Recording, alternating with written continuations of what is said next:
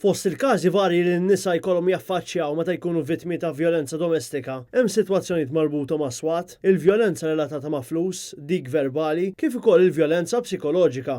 Dawn huma l-każijiet li tħabbat wiċċa magħhom l-Aġenzija Appoġġ, kif spjegat Colette Farrugia Bennett, Service Manager tal-istess aġenzija, f'konferenza li tellet f'lukanda ewlenija f'Taslima biex tfakkar il-jum dinji għall-eradikazzjoni tal-vjolenza fuq in-nisa.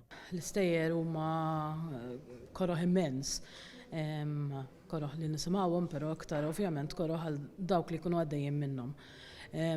Magħhom ovvjament mal-vittmi jkun hemm ħafna drabi tfal li jkunu wkoll qegħdin jesperjenzaw dawn l-esperjenzi diffiċli.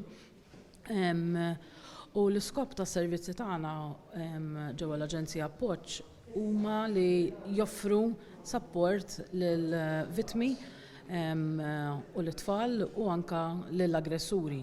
Fil-konferenza ġie spjegat kemm huwa importanti li jingħata sostenn ukoll lill-aggressuri għaliex dan jgħin biex tiġi eliminata l-vjolenza li jsofru l-vittmi. L-Aġenzija Appoġġ fih dan il-Fondazzjoni għas-Servizzi ta' Ħarsien Soċjali permezz ta' tim ta' social workers u professjonisti toffri servizz ta' terapija filwaqt li grupp speċjalizzat fix-xelter tal-emerġenza jiffoka aktar fuq trawmiet li għaddu minnhom in-nisa, b'tim infukat ukoll fuq l-esperjenzi li għaddu minnhom it-tfal biex jgħinhom jipproċessaw din l-esperjenza traumatizzanti.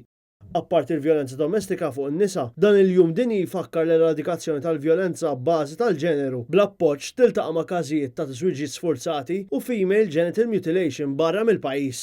In-numri mhumiex kbar li qed niltaqgħu magħhom, però għaliex naħseb li m'hemmx biżżejjed għarfien dwar dawn it-tip ta' vjolenza bbażi tal-ġeneru, però importanti ħafna li mhux biss min-naħa tagħna manka s-servizzi l-oħra kollha li joffru xi forma ta' support, speċjalment jekk qed nitkellmu fuq FGM pereżempju min-naħa tas-saħħa fl-iskejjel, eċċetera, isu li ninaqdu kollha flimkien biex noffru s-support tagħna lil dawn il-persuni li jistgħu jkunu ħajkunu vittmi.